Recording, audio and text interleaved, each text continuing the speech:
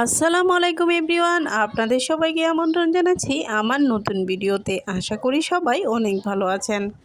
অনেক সময় মাছের লেজ কাটার জন্য কেউ খেতে চায় না। আপনারা এই টেকনিক অবলম্বন করে ভর্তা তৈরি করলে সবাই খেয়ে যাবে চেটেপুটে।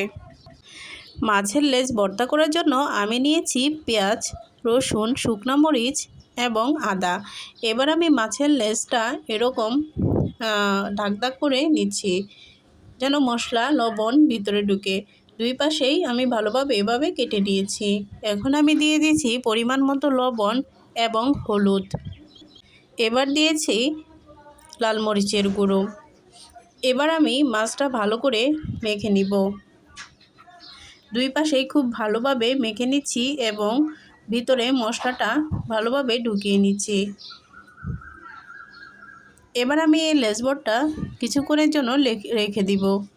এবার আমি পেঁয়াজ, রসুন এবং আদাটা ভালো করে ছিলে কেটে কুটে নিব।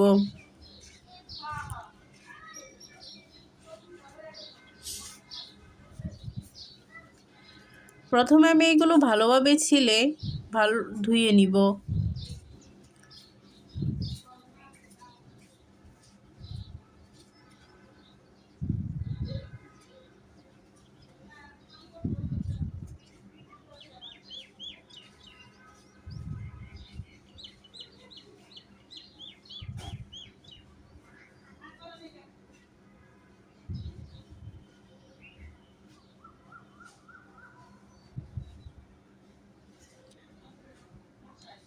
এবার আমি আদাটা ভালো করে ছিলে নিচ্ছি।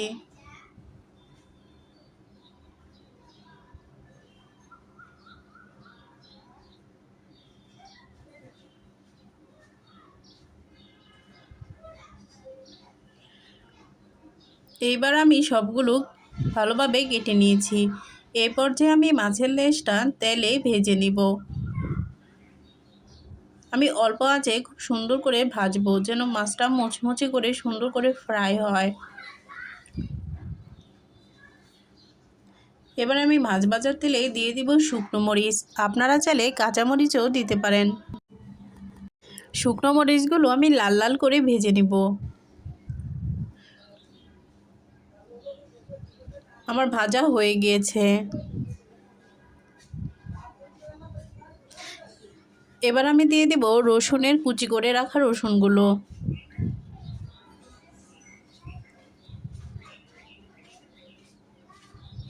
এবার আমি দিয়ে দিলাম কুচি করে রাখা পেঁয়াজ।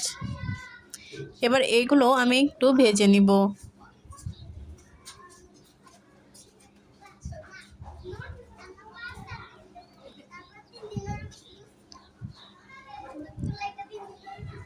এবার আমি দিয়ে দিলাম কুচি করে রাখা আদা।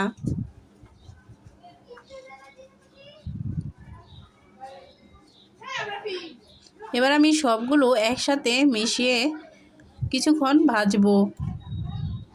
অবশ্য একবারে মুচমুচে করবো না, শুধু পানিটা শুকাবো, এটুকুই। এই দেখুন আমার ভাজা হয়ে গিয়েছে। এবার আমি এই বাটনার পিছনাটা দিয়ে ভর্তা করব। মাছের লেজাটা আমি ভালোভাবে কাঁটাটা বেছে নিব। এবার এই বাটনার পিছনা দিয়ে ভর্তা করা অনেক সহজ। এটা দিয়ে আপনারা যে কোনো ধরনের ভর্তা তৈরি করতে পারবেন। দেখুন কত সহজেই কাঁটাটা একদম আলাদা হয়ে গিয়েছে। এবার আমি যে বড় বড় কাঁটাগুলো রয়েছে এগুলো বেছে নেব। এবার আমি মাছটা খুব ভালোভাবে ম্যাশ করে নিলাম।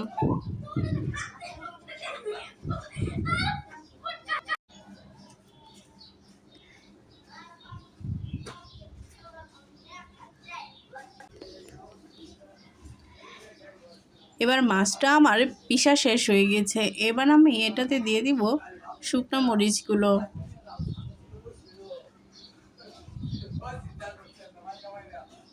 শুকনো মরিচটা আমি খুব ভালোভাবে পিষে নিব।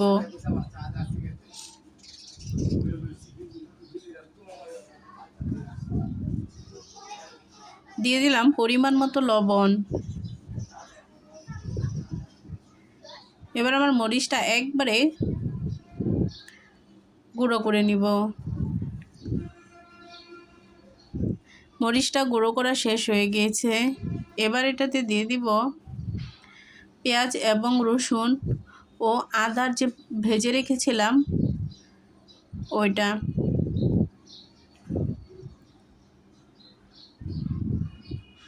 এবার এগুলো একটু মেখে নিব সবগুলো একসাথে। এবার মাছের সাথে পেঁয়াজ মরিচের যে মিশ্রণটা রয়েছে সেটা খুব ভালোভাবে মিশিয়ে নিব। এবার আমি দিয়ে দিলাম একটু সরিষার তেল। এটা দিলে যে ভর্তার যে মজা সেটা আরও বেড়ে যাবে। দেখুন আমার ভর্তাটা হয়ে গিয়েছে। এবার আমি এই বাটনা পেস্তাতেই গরম গরম ভাতটা খেয়ে নেব। এটা কিন্তু অনেক মজা হয়েছিল। আশা করি আপনারা বাসায় ট্রাই করবেন আর কেমন হয়েছে কমেন্টে জানাবেন। আল্লাহ হাফেজ।